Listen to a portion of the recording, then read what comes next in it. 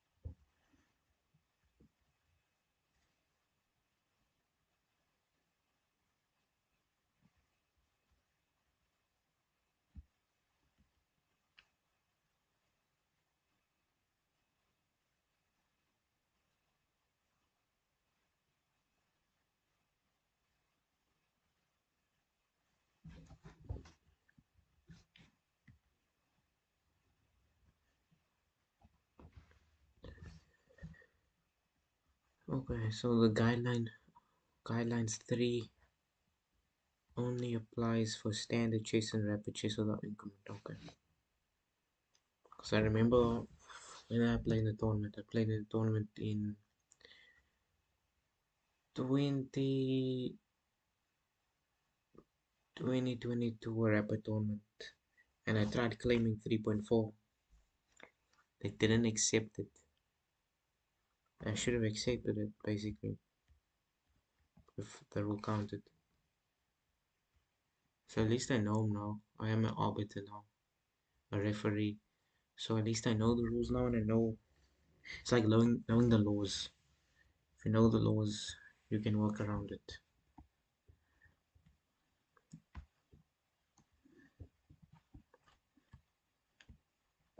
Not work around it. I mean, if someone tries to work around it, you can tell them it's wrong because you have the knowledge.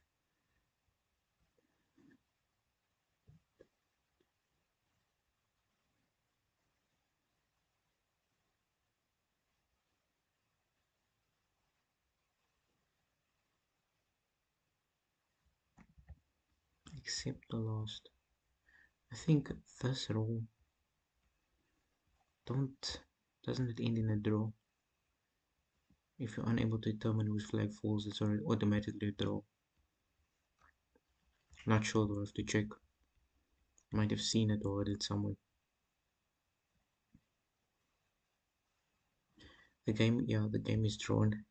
Right underneath it, if this occurs in the period of a game in which all remaining moves must be completed. And then this is the rule I used a lot when I got low on time. Article 3.4.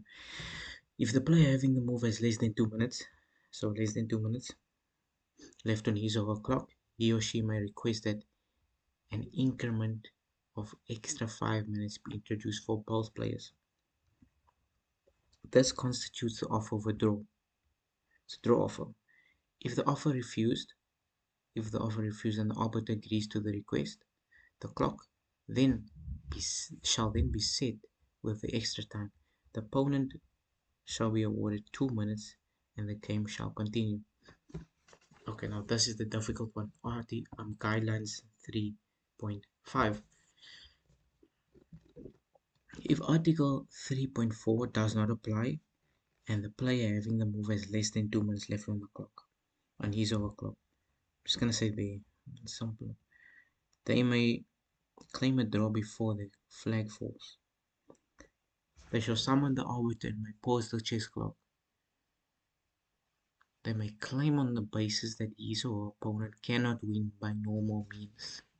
So they cannot win by normal means. So they're basically making no effort to win. Maybe just moving the pieces randomly. Or that his or her opponent has been making no effort to win by normal means. Okay. That's like that game between they were the Global Chess League with Niall Saren. If only I can find that video. Who was he playing though? Was it Nordibek? I got no clue. I'll check. Because I remember someone claiming it. That leg. I'm like, finally, someone claimed it.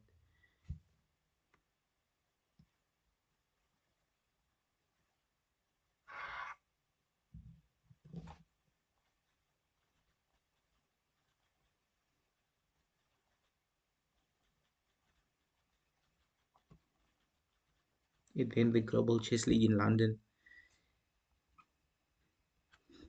Last year it was into. Oh yeah, Neil Sarin versus Daniel Darda.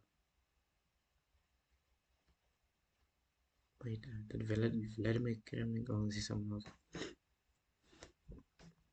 Oh, I didn't know there was a video about it.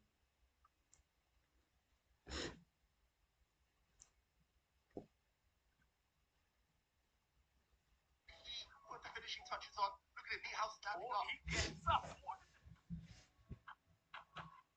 Wow, white bishop closing in. Check. His king has fallen. No, he wants to stop. How many? He has just 9 seconds left. Oh my god. This might just turn around. Is Nihal going to lose this? Could have had a throw earlier. He's going to lose on time though.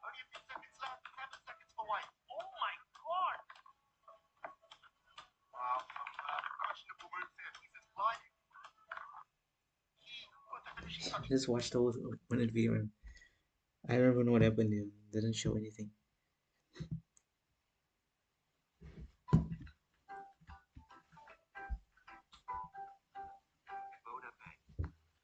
I'm here with the chief arbiter of the Tech Mahindra Global Chess League. There has been a lot of discussion about the sudden death, about the time pressure, where the players are low on time, and especially this incident with Nihal Sarin and Daniel Darda. Could you tell us what happened there and what are the rules? Well, this game was interesting because many things happen. In quick play finish, of course, we have more action and more tension during the game, so you have more incidents also. In this very game, what happened is that one player dropped the pieces on the board and pressed the clock. This is not normal. This is a mistake. You should put the pieces correctly. So at this moment, mistake one from the player. The opponent could claim, of course. You always can claim. So this is also a mistake because the opponent didn't claim. And obviously the arbiter made a mistake because he didn't made a warning. He didn't give a warning to the player. He should have done it. Of course, it's tough because of the time control very high. It's very tough for the arbiter. But we have rules to manage those mistakes and those incidents. And of course, we must be more vigilant, and we will be more vigilant for the next game. So in this particular case, there was this case of the pieces falling off and then eventually a draw claim being made. Could you also explain to us about the draw claim? Yes, about the draw claim. When you have very few seconds on the clock, things can go missing. Piece can start flying, and the clock also can be ruined. So there's a special rules for this one, and the rule says that if your opponent cannot win, the opponent can't win, or if he is totally losing, of course, you can claim the draw. If you're Yeah, the winner. Article 3.5. And this was the This case. one. In Michael's case, he had an extra bishop, and the opponent cannot win by normal means. So he claimed the draw to the arbiter.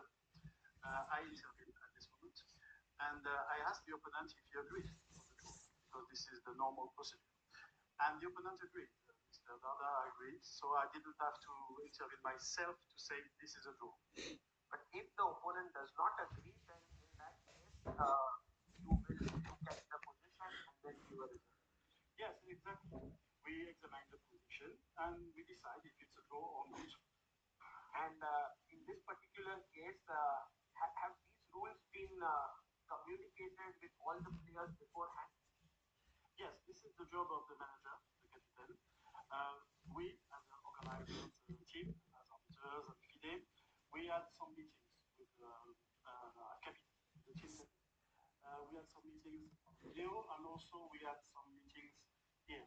We had two previous meetings and one more this morning because we wanted to be sure that everybody understood the rules. So we gave them some examples. We go deep into details, and I hope for today every player has the information. And going forward, what would be your take on this entire thing? Because I'm sure that more such things could happen. Yes, well, we got briefings every day with the arbiters team, and of course we try to improve the efficiency of the team, and we do. Thank you so much. Yeah, the arbiter explained it really well. That's why he's an international arbiter. That's the first time I've seen this rule be applied. I've never seen it in my case at my local tournaments. But it's really well applied. But it should never have happened in the first place because all the pieces were falling off the board. Pieces were, I mean, they were playing moves and pieces were on the board, knocked over and pressing the clock while the pieces were knocked over, which was really unconventional. And that's also the reason. I know they were low on time, and that plays a big influence as well. So this rule is an interesting one. It's the first time I've seen it in play.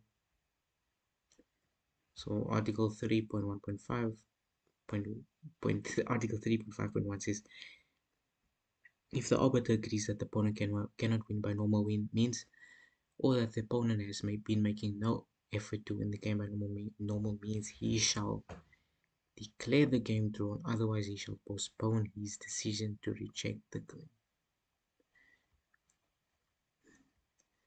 So you either declare the game a draw or postpone decision or reject the claim. Postponing the decision is a bit of a difficult one because you might have to take a picture of the board if it's not electronic, send it to a higher arbiter or stronger player, or maybe even a strong player that's an arbiter, so that they can get an assessment of the position. If the arbiter postpones his or her decision, the opponent may be awarded 2 extra minutes and the game shall continue. If possible, in the presence of an arbiter, the arbiter shall declare his final result late in the game or as soon as possible after the flag of either player has fallen. He shall declare the game drawn if he agrees that the opponent of the player whose flag has fallen cannot win by normal means. So this is a bit of an add-on, or that he was not making sufficient attempts to win the game. Yeah, you need time though to make a decision like that. Opponent not make. Yeah, it's a difficult decision to make. It's not a simple one.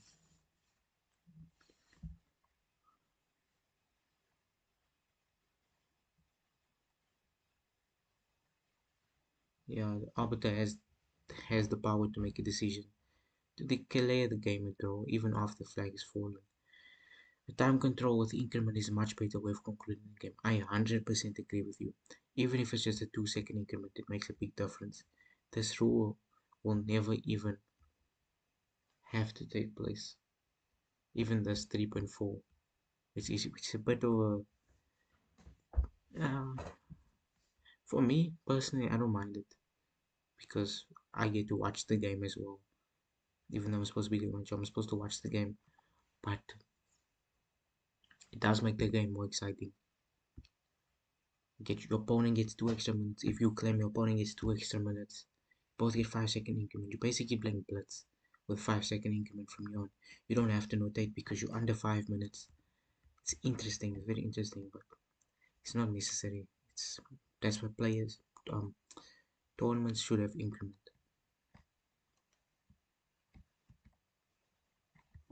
Okay, Article 3.6.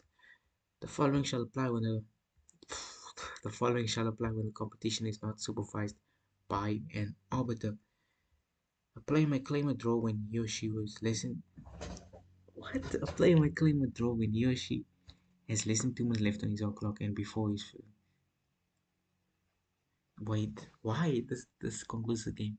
On the basis of this is important. Cannot win by no means. Okay, 3.5. No effort to win. That's basically the same thing. The player must write down the final position. Here's the difficult part. Opponent must verify it. Submit the up-to-date sheet.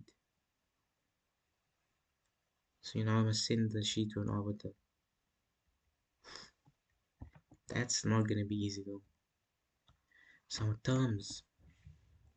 I think the most difficult article would be Article 4. Article 4. It's on page 61 now. Go back to Article 4. Article 4 is a lot. The moving of pieces. Pieces. You have to be able to move pieces. Touches move even if you touch your opponent's piece first. That's the dangerous thing about this game.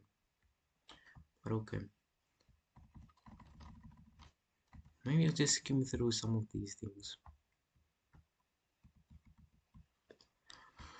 I've never seen. Okay, I've seen one tournament playing with delay. The US chess 9LX. They play with delay. They used to play with 10-second delay in the rapid. 25 plus 10, 25 minutes plus 10-second delay. It's very interesting. I would like to play in a 960 tournament on there, and I'm stronger as a player, not an arbiter.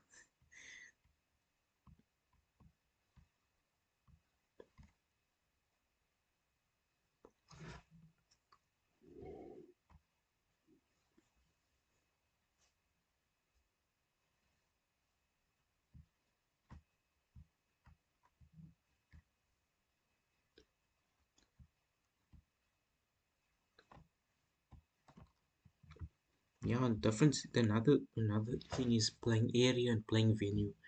Playing venue includes playing area, toilets, and designated smoking areas. Player can leave the playing area if it is not their move. However, they can't leave the playing venue regardless of whether it's their move or not. They can't leave the playing venue because that's just very suspicious. An arbiter has to follow them at least if you're going to do something like that, unless it's for a valid reason. The restroom and toilets here are part of the playing venue. Sealed move adjournment. There's no longer that.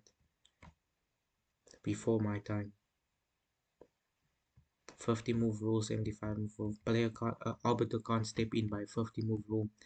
Only the players. 50 move rule is when a player can claim a draw based on no pawns have been moved or no captures have been made. Captures can be piece captures, pawn captures. No captures can be made, no pawns can be moved. For 50 moves, player can claim a draw. If they get the draw wrong, opponent gets 2 extra minutes. 75 move rule is different. If it reaches that point, let's say that the 74 moves, and the player claims it's still more than 50 moves, so it is a draw.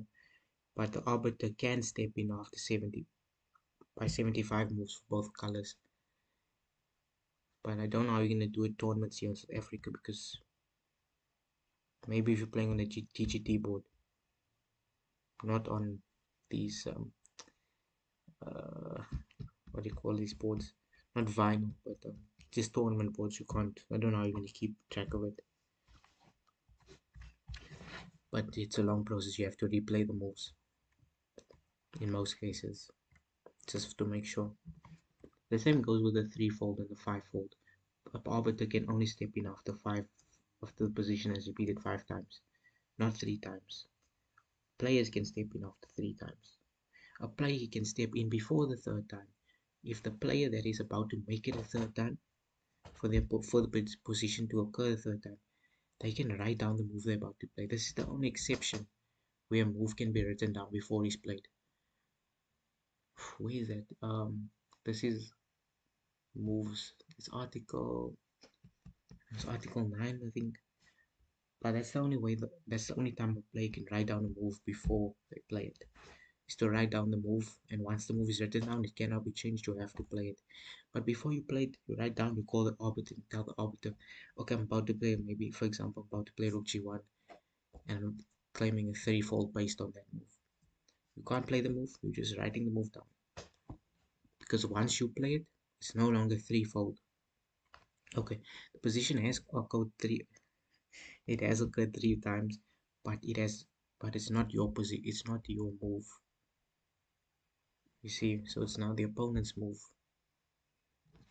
Opponent can change the game. That's why you also can't claim on your opponent's time. You can only claim when it's your time. You can call the arbiter. You can ask the arbiter something like, I'm under 2 minutes, can I claim article 3.4? Arbiter will say, make your claim legal. If the player doesn't know what it means, they can ask, please explain it, and then the arbiter will explain and tell them you can only claim something, you can only claim the law or anything in general when it is your move, not your opponent's move. Player won't get penalized or anything, no warnings, just an explanation. This is not important for me at the moment. I'm not that strong of an arbiter. We don't have these high security tournaments. Yeah, that was basically everything I wanted to do today. I've studied all the laws as well, just as a memory refresher. Conduct of players, points, drawn game, yes. Recording of moves, you have to notate. The other thing is your notation has to be visible to the arbiter. Your opponent doesn't have to see the moves, but the arbiter has to be able to see that you are notating. This was a new rule implemented this move here. This rule of 7.5.5 where um,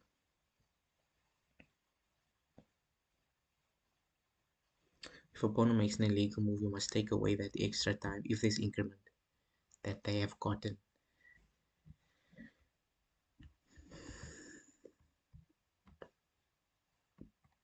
Making two illegal moves in one is still counts as one illegal move.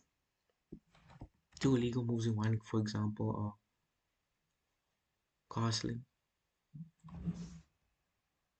However, when there are two illegal moves in one move, for example, illegal castling made by two hands, illegal castling with two hands, illegal promotion made by two hands. You can't make a move with two hands. You can't complete a move with two hands as well, even though that is not illegal. You make a move, use the same hand to make a move, press the clock. You can make a move and use the other hand, but it's an irregularity, meaning it's not illegal, but it's not allowed. It's not something you should do because it's not allowed.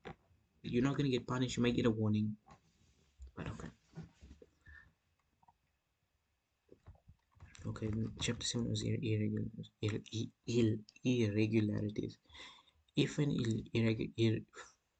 if an irregularity occurs and the pieces have been restored to a previous position, the arbiter shall use his or her best judgment to determine the times to be shown on the chess clock. This includes the right to change the clock times. He or she shall also, if necessary, adjust the clock's mover counter. That's for more advanced clocks in use. Chess clock. Active moving pieces, completion of the game, different ways to design, movement of pieces, initial position of the chess board and pieces, a dead position. This is a funny one. I've never seen this one yet. Just declare the game drawn. You can leave the playing of it. You can just leave. It's a joke though, because it's a draw regardless. Bishops can come off the board. This bishop can be removed. This bishop can be even removed. It's a draw. If one player even has a bishop, it's a draw. Very interesting. That's basically the rules for almost provincial arbiter, almost national. You have to, you need to know more rules though as a FIDE arbiter.